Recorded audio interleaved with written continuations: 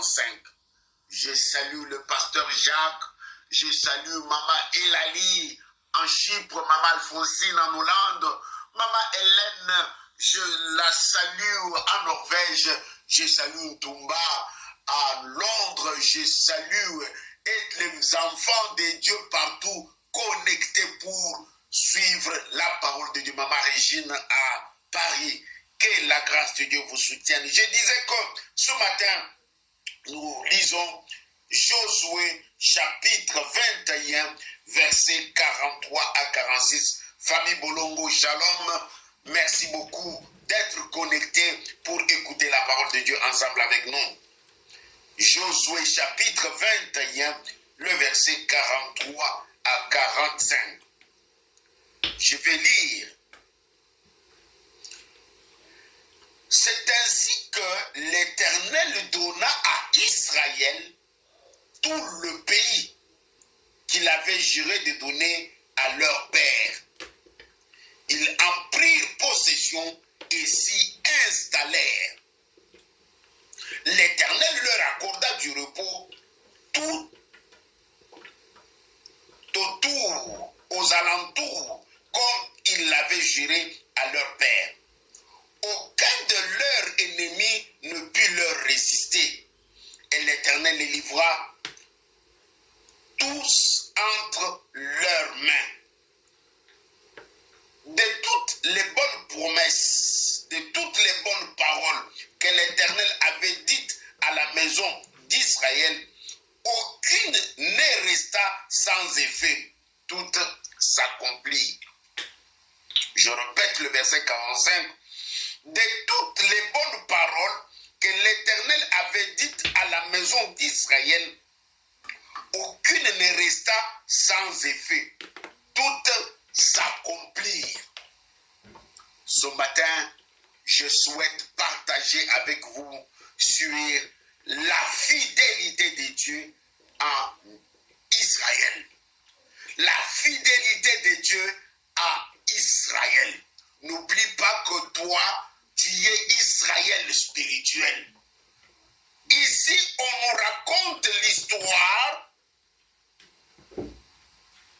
d'Israël, le peuple de Dieu, après avoir traversé la mer Rouge. Israël est entré dans le désert. Et Israël a parcouru le désert. Israël a eu des conquêtes. Israël a eu des guerres. Mais à la fin, Israël est entré dans la terre promise. Arrivé dans la terre promise, chaque tribu a eu son territoire tel que le Seigneur l'avait promis à ses patriarches. Dieu avait dit à Abraham que tes fils rentreront, iront en captivité. Après les 430 ans, ils rentreront dans leur terre et ils auront du repos. Bien-aimés, toutes les paroles que Dieu avait dites à Israël s'étaient accomplies. C'est ce que je lis avec vous dans Josué 21, verset 45. De toutes les bonnes paroles que l'Éternel avait dites à la maison d'Israël, aucune ne resta sans effet. Toutes s'accomplirent. Pendant que ces paroles s'accomplissent, Israël est déjà là où Dieu avait promis qu'il puisse être.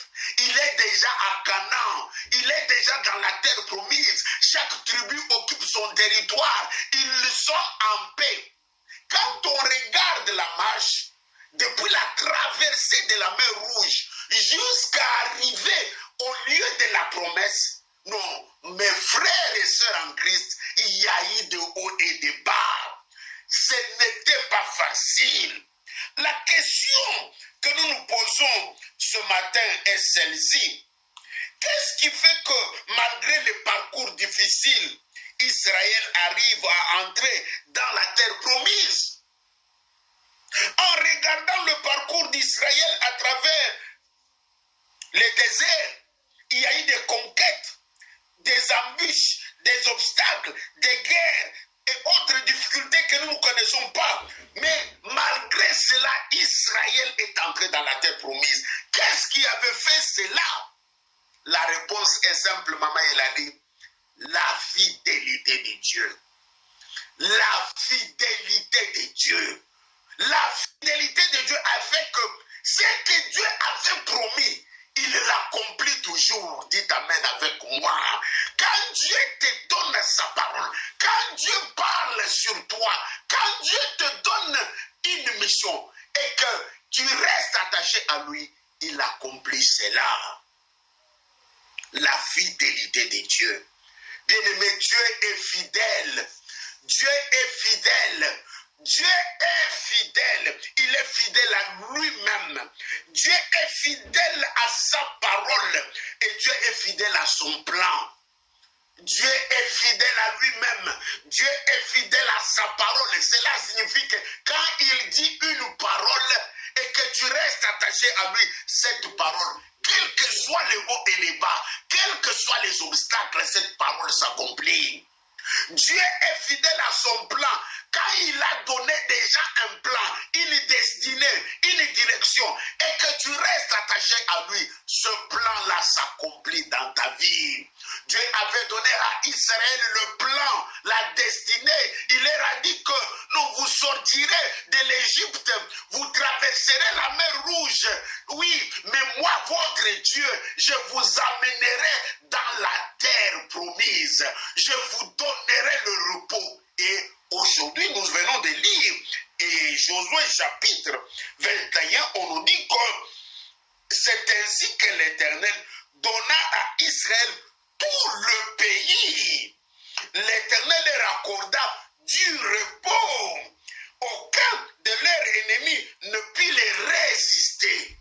Dieu a réalisé tout ce qu'il avait promis à Israël.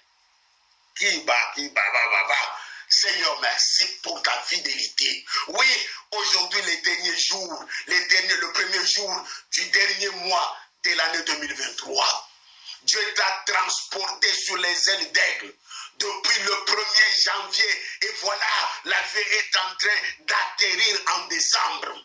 Dieu avait dit qu'il va te garder. Il avait dit que je ne te délaisserai point. Je ne t'abandonnerai point. Il l'a fait. Voilà que l'année a commencé. Il t'a gardé et il t'a mené jusqu'à la fin de l'année. Dieu est fidèle. Dieu est fidèle en lui-même. Dieu est fidèle dans sa parole. Et Dieu est fidèle dans ses plans. N'est-ce pas? Il y a eu beaucoup qui nous ont laissés durant cette année. Et pouvons-nous dire que nous sommes bons de plus qu'eux? Non. N'est-ce pas? Il y a eu ceux qui ont connu des accidents graves cette année. Pouvons-nous nous taper la poitrine pour dire que nous sommes bons? Non. N'est-ce pas? Il y a un qui a perdu son père, l'autre a perdu sa mère, l'autre a perdu un fils, l'autre a eu des situations. Mais le Seigneur, notre Dieu, permet que toi là qui me suis, toi qui m'entends ce matin, que tu commences en janvier et tu arrives en décembre sans incident. Il y a de quoi chanter la fidélité de Dieu. Il y a de quoi crier la fidélité de Dieu. Dieu est fidèle en lui-même. Dieu est fidèle dans ce qu'il dit. Quand il dit quelque chose, ça s'accomplit. La Bible dit que la parole de Dieu ne rentre jamais chez lui sans pour autant accomplir l'œuvre pour laquelle il l'a envoyé. Quand Dieu parle guérison sur ta vie, maman Alphonsine, tu auras la guérison. Quand Dieu parle délivrance sur ta maison, sache maman Elali, tu auras délivrance. Dieu est fidèle. Dieu a dit à Israël, je vous amènerai dans le pays où coule le lait et le miel. Le chapitre que nous lisons nous montre que Dieu a réalisé ce qu'il avait promis. Alors, Dieu est fidèle. Voilà pourquoi ce matin, j'enseigne sur la fidélité de Dieu à Israël. Israël spirituel, ce toi, Dieu est fidèle. C'est notre infidélité qui cause le problème par rapport à notre relation avec Dieu. Avant d'aller plus loin, j'ai voulu épingler un point C'est quoi la fidélité de Dieu? C'est quoi la fidélité de Dieu? Quand on regarde dans l'Ancien Testament, le mot fidèle, dans ses racines, signifie appuyer ou soutenir. Et se basant sur ces deux verbes, appuyer et soutenir, une personne fidèle, c'est quelqu'un sur qui on peut s'appuyer en toute sécurité. Une personne fidèle, c'est sur qui on peut s'appuyer en toute sécurité. On peut encore ajouter, c'est quelqu'un qui est digne de confiance, sur qui on peut compter. Une personne fidèle, c'est quelqu'un qui est digne de confiance, sur qui on peut compter. Je lisais dans ma Bible, dans 1 Corinthiens, chapitre 1, verset 9, qui dit, Dieu est fidèle. Dieu est fidèle, c'est-à-dire, nous pouvons compter sur Dieu en toute tranquillité. Le chrétien doit apprendre à compter sur Dieu. Les chrétiens doivent apprendre à compter sur Dieu. Des fois, nous, avec notre foi, au lieu de compter sur Dieu, mais nous comptons sur les hommes. Nous comptons sur les pasteurs, nous comptons sur notre mari, nous comptons sur notre femme, nous comptons sur notre diplôme, nous comptons sur notre banque. Bien-aimés, appuyons-nous sur Dieu. Dieu est ferme pour tenir ses promesses ou remplir ses engagements. Dieu est ferme pour tenir ses promesses et remplir ses engagements. Lorsque Dieu dit qu'il fera quelque chose, le doute n'a plus sa place. Aucun obstacle ne peut l'empêcher de faire ce que lui-même a dit. En considérant le texte de ce matin, je ne veux pas aller plus loin. J'ai souligné 3 promesses que Dieu a faites à Israël et qui se sont accomplies. 3 promesses que Dieu a faites à Israël qui se sont accomplies pour prouver sa fidélité. Nous lisons au verset 43 la première chose ou l'accomplissement de la première promesse. Dieu dit au verset 43, c'est ainsi que l'Éternel donna à Israël tous les pays. Nous voyons ici que Israël est déjà dans la terre promise. Et l'auteur de ce texte nous fait constater que non, Dieu a donné à Israël la terre promise comme il l'avait promis. Mais pour appuyer ma pensée, j'ai voulu qu'on jette un coup d'œil dans la promesse de Dieu. Où est-ce que Dieu avait promis Israël? Nous sommes dans Genèse au chapitre 12, le verset 6. Genèse chapitre 12, le verset 6 et 7 nous dit ceci. Non, je peux lire le verset 7 pour gagner le temps. L'Éternel apparut à Abraham et dit, je donnerai ces pays à ta postérité. Nous sommes dans Genèse, au commencement. L'Éternel apparut à Abraham et dit, je donnerai ces pays à ta postérité. Et Abraham bâtit là un autel à l'Éternel qui lui était apparu. Nous voyons au début, au commencement, Dieu dit à Abraham qu'il donnera la postérité à ses enfants. Il donnera la terre à sa postérité plutôt. Eh bien, dans Josué que nous lisons ce matin, on voit que la promesse du pays s'est accomplie. Première promesse de ce matin, Dieu avait promis la terre à Israël. En ce moment ici, Israël était encore très loin dans les seins d'Abraham. Israël était encore très loin. Mais ce matin, nous voyons que la promesse faite des siècles avant s'accomplit aujourd'hui dans la vie d'Israël. Israël est arrivé à Canaan.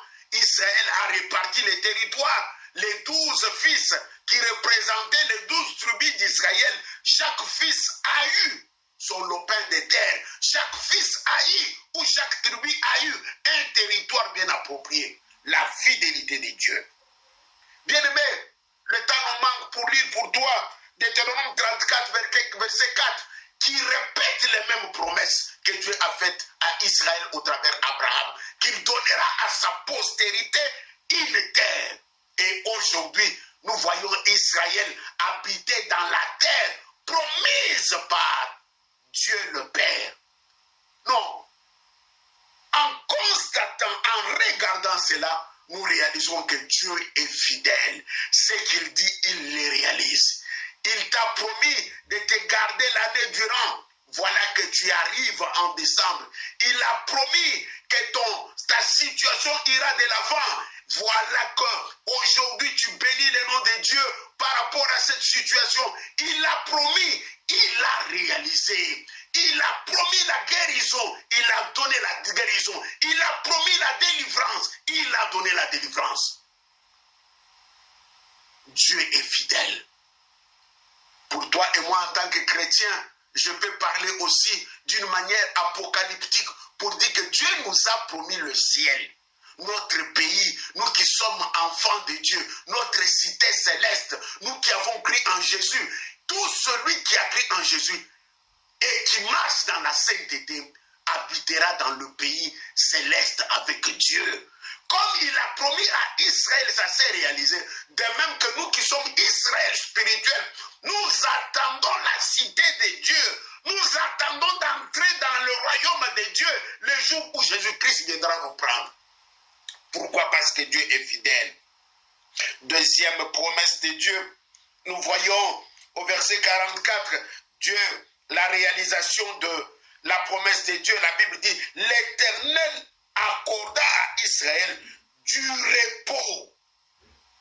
L'Éternel accorda à Israël du repos tout aux alentours, comme il l'avait juré à leur père. L'Éternel leur accorda du repos tout aux alentours, comme il l'avait juré à leur père. Nous voyons que Dieu avait dit à Israël, quand vous entrerez dans ce pays-là, moi je vous donnerai du repos. Nous trouvons ça dans Deutéronome au chapitre 12, le verset 8 à 9. Je peux lire pour aider le peuple de Dieu à comprendre la pensée de Dieu ce matin. Nous lisons dans Deutéronome chapitre 12, le verset 8 à 10. La Bible dit ceci. Je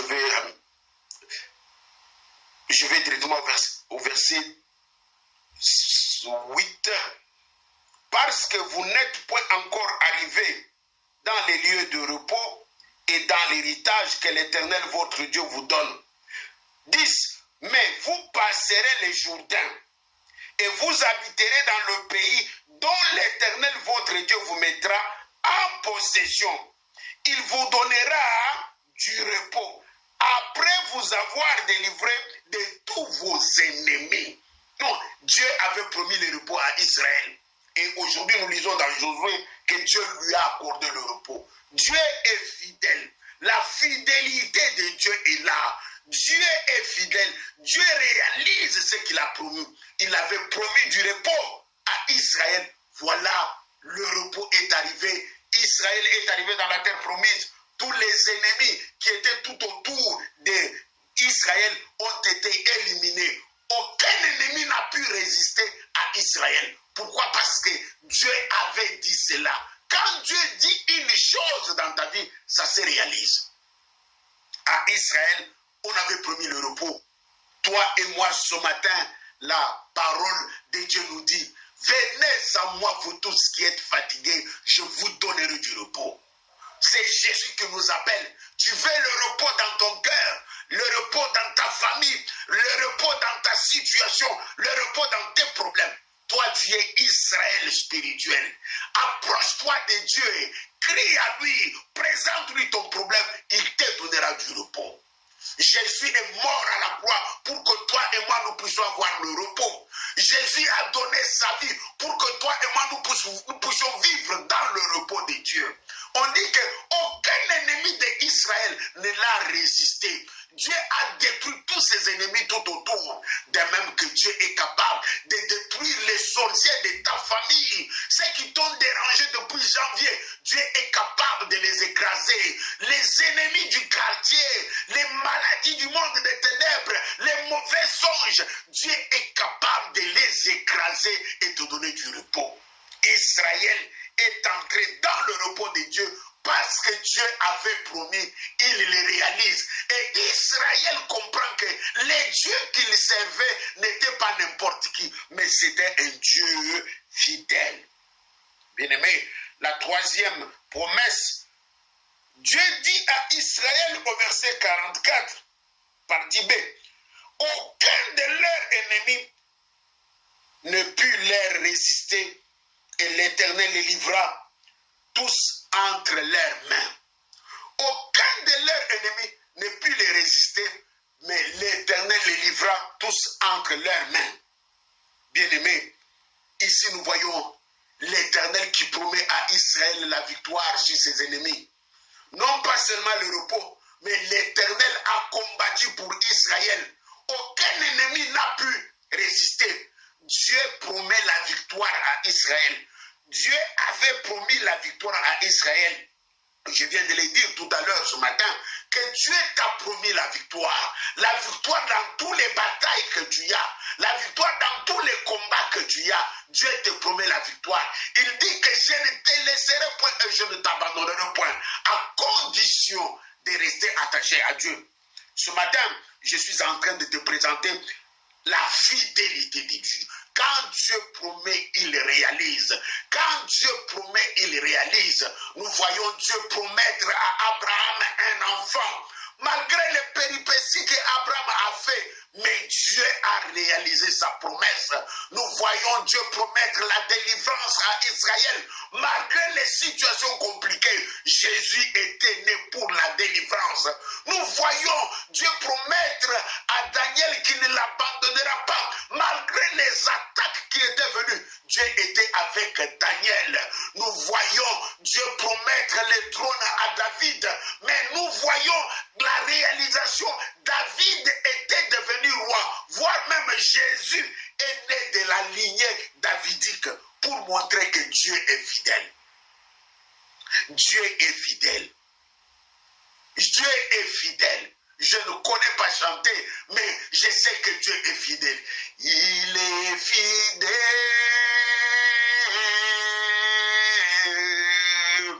Il est fidèle. Mon Jésus est fidèle. Mon Jésus est fidèle. Mon Jésus est fidèle. Non, le Jésus que nous avons cru est fidèle. Il te garde, il te protège, il fait de grandes choses. Il a promis à Israël le pays, il leur a donné. Il a promis à Israël le repos, il a donné. Il a promis à Israël la victoire sur tous ses ennemis, il l'a accordé. Pourquoi pas à toi et à moi, mon frère, ma soeur? Réalise l'année comment il s'est déroulé. Regarde les victoires que Dieu t'a accordées. Regarde les réussites que Dieu t'a accordées. Regarde les succès que Dieu t'a accordés. Tu as pris les bus, tu as pris les trains, tu as pris les métros, tu as pris les avions. Mais Dieu t'a gardé. Il est fidèle. Non, dans ce culte, la pensée qui traverse mon cœur, c'est la fidélité de Dieu. C'est la fidélité de Dieu. Personne autre n'est comme Dieu. Voilà pourquoi tu as tout intérêt à te confier à Dieu. Voilà pourquoi tout intérêt à crier à Dieu. Voilà pourquoi tu as tout intérêt de lui faire des actions de grâce. Le monde des ténèbres, papa, en ce moment-ci, ils vont, le mois de décembre, renouveler leurs alliances, offrir des sacrifices, des chèvres, donc des poulets, des œufs. Mais ce n'est que dans le monde de Dieu. où les gens croient que non, l'année se termine, on doit seulement dire merci à Dieu comme ça. Non, l'heure a sonné, ma soeur, mon frère, à cause des bienfaits de Dieu. Amène dans la maison de l'Éternel le sacrifice. Amène dans la maison de l'Éternel les offrandes. Amène dans la maison de l'Éternel ce que tu as de précieux pour lui témoigner ton amour, pour lui témoigner ton attachement. Il a gardé ta maison, il a gardé tes enfants, il est entré dans tes combats, il t'a délivré des situations bizarres, tu y étais dans des conditions impossibles, il est intervenu, ce Dieu-là est fidèle. Dieu est fidèle, je le crois, Dieu est fidèle, je le crois, par sa parole, il me conduit. Dieu est fidèle, je peux compter sur lui. Ce matin, je viens te dire de compter sur Dieu. Ne compte pas sur un homme. Ne compte pas sur toi-même, mais compte sur Dieu. Dieu est une personne digne de confiance. Dieu, il est fidèle à lui-même en tant que Dieu. Dieu est fidèle dans ses paroles et Dieu est fidèle dans ses plans. Pour conclure, nous lisons le verset 45. De toutes les bonnes paroles que l'Éternel avait dites à la maison d'Israël, aucune ne resta sans effet. Tout s'accomplir. Yes, yes, yes. Makambu nyonso ya kitoko nzamba na kaka Israël. Nyonso ekokisamaki. Ata mokote etikala sanke ekokisama. Cela doit être ta prière. Père, toutes les promesses que tu m'as faites, même si l'année se termine, mais que cela s'accomplisse, Seigneur. Dieu t'a promis de grandes choses. Dieu t'a promis une destinée glorieuse. Dieu t'a promis une élévation. Dieu t'a promis la guérison. Dieu t'a promis la délivrance. Souligne Josué, chapitre 21, verset 45. De toutes les bonnes paroles que l'Éternel avait dites à la maison d'Israël, aucune ne resta sans effet. Toutes s'accomplirent. Que Dieu bénisse sa parole. Père, merci pour mon frère, ma soeur qui est avec moi en ligne, pour écouter ta parole. J'ai fait mon devoir. Tu m'as mis à cœur de parler sur la fidélité. Éternel, laisse que Seigneur, celui repère, localise chaque frère, chaque soeur qui a besoin de ce message, afin que le Saint-Esprit continue à parler dans son cœur. Donne gloire à ton nom, Père, par rapport à ce travail. Nous trempons la radio Pain du Soir dans le sang de Jésus. Nous demandons ta faveur, ta miséricorde et ton soutien, Seigneur. Glorifie ton nom dans cette œuvre. Au nom puissant de Jésus. Amen. Ce soir à 20h, Maloba Mabomoy, avec le pasteur Malice Pembele, et je vous souhaite tous un excellent mois de décembre. Que Dieu vous bénisse. Bye bye.